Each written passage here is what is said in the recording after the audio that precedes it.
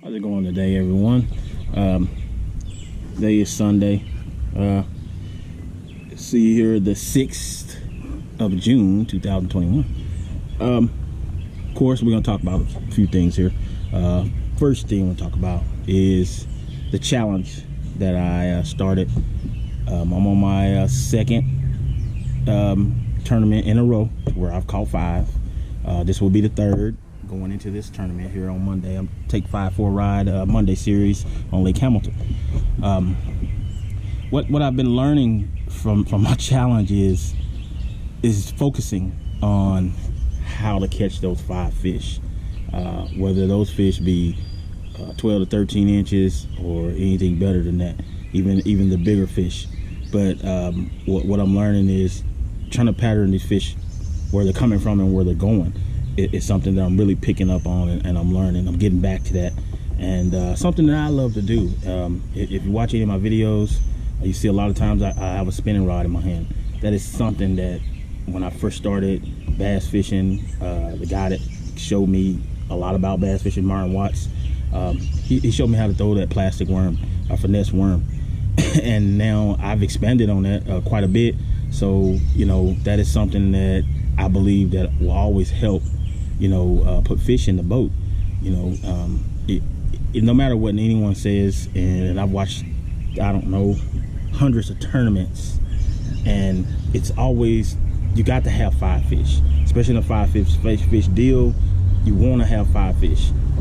You can mess around, say my 4 fish weigh 16 pounds, and all I need is an ounce to win it, right?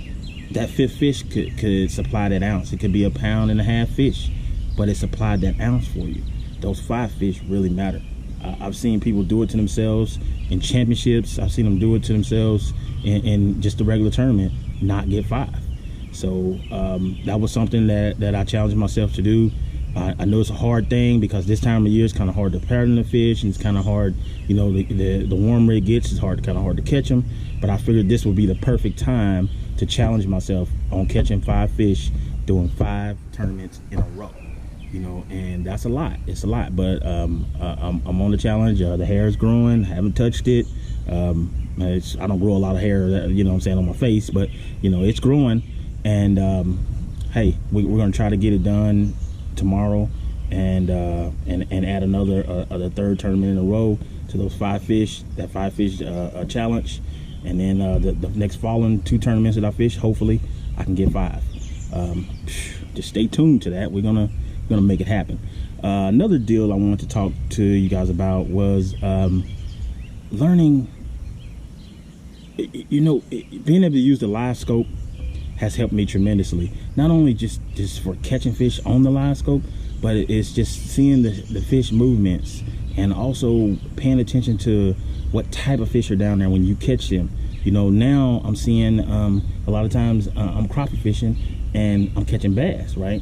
But I tend to stay on those same piles trying to catch crappie that I caught there before, and I keep catching bass, right?